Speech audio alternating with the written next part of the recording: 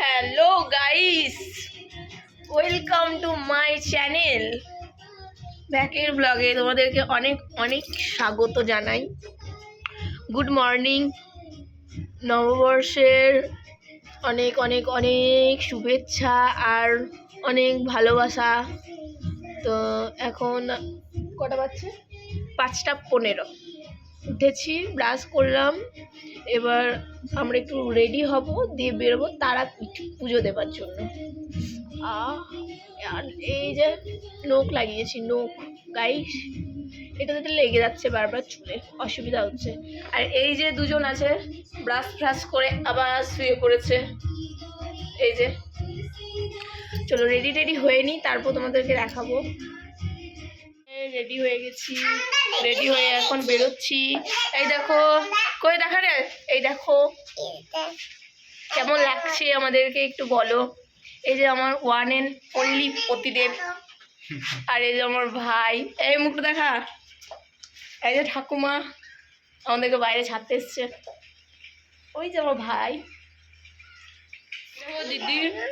এর মধ্যে অভি আমাকে মুখে বিস্কুট ভরে দিয়েছে।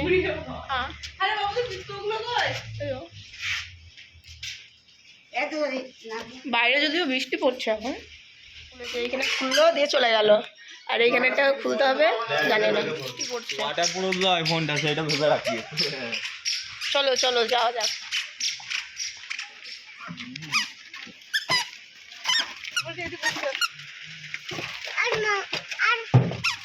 তো আমরা সবাই মিলে টোটোতে করে বেরিয়ে পড়েছিলাম স্টেশনের উদ্দেশ্যে। আর বাইরে খুবই তখন বৃষ্টি হচ্ছিল, ওতে জল ঢুকছে দেখো, তাই জন্য কি করেছি আমরা,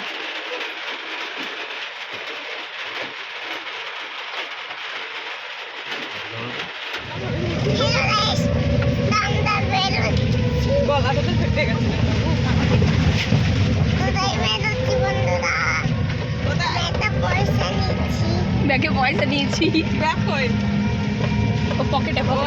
এখন স্টেশনে পৌঁছে গেছি, ফুল বারোটা বেজে গেল। ওকে, এই দেখো ট্রেন, চলো যাই।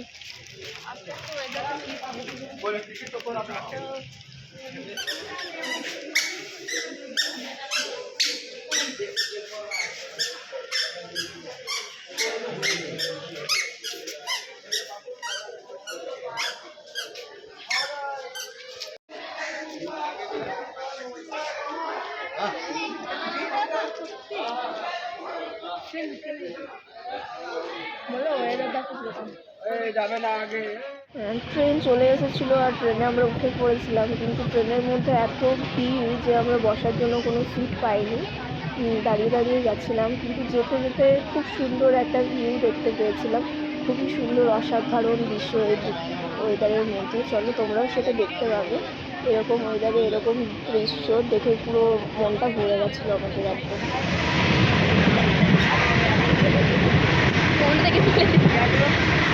ওটাই আমার ভয় লাগতো।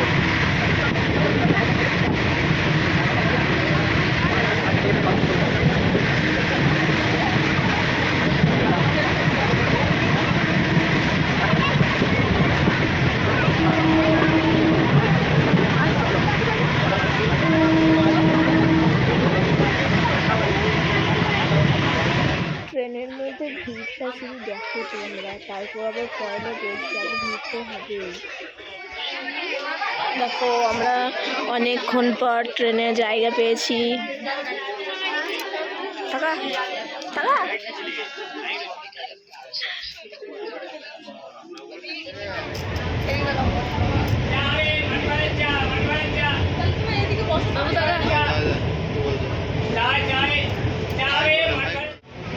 আর যাবো না, এখানেই থাকি। তারা কিছু যখন আমরা নেমে গেছি তখনও পর্যন্ত বৃষ্টি হয়েই যাচ্ছে কন্টিনিউ, বৃষ্টি কমেইনি।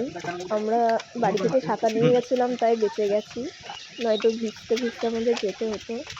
দেখো তোমরা কত বৃষ্টি পড়ছে এখনো, বাইরে প্রচণ্ড বৃষ্টি পড়ছে।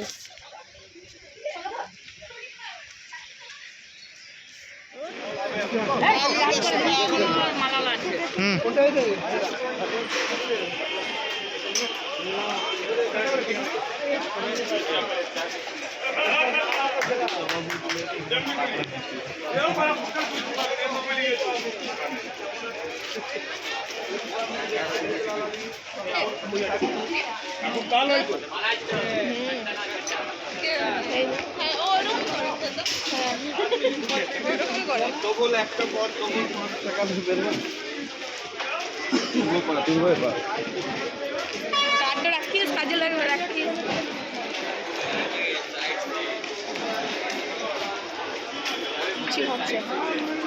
ল্যাংচাগুলো দেখাও, ল্যাংচা বড় বড়। না আমরা সব দেখা আছে আমাদের। না 10 টাকা দেবো না গো,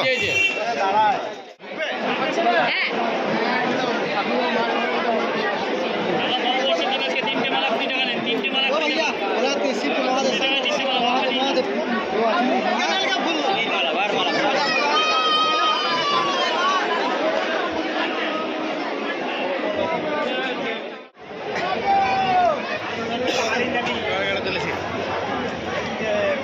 এগুলো একটু ভিডিও করে নিই।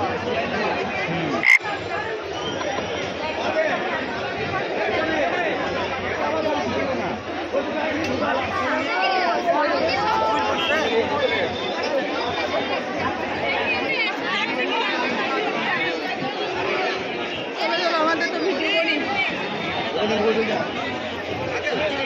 চলো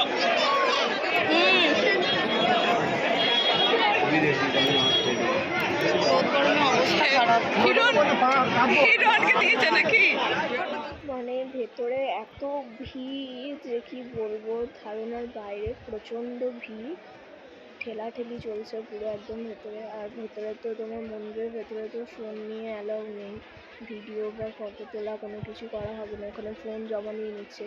তো তাই মন্দিরের ভেতরের দৃশ্যটা তোমাদেরকে কোনো কিছু দেখাতে পারলাম না। বাইরেটা দেখে হয়তো তোমরা বুঝতে পারছো যে ভেতরে বা বাইরে কীরকম ভিড়টা থাকতে পারে। বাইরে যদি এত ভিড় থাকে তাহলে ভেতরে কীরকম থাকবে এটা হয়তো বুঝতে পারছো তোমরা।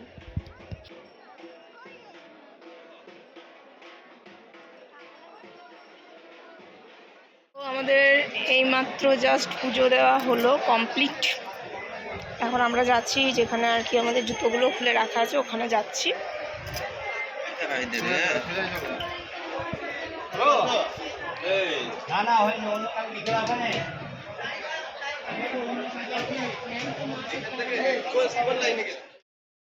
আমরা ওখান থেকে বেরিয়ে গেছিলাম পুজো টুজো দেওয়ার করে, তারপর গেছিলাম একটা তোমার এই হোটেলে, কি যেন হোটেলটার নাম মনে নেই।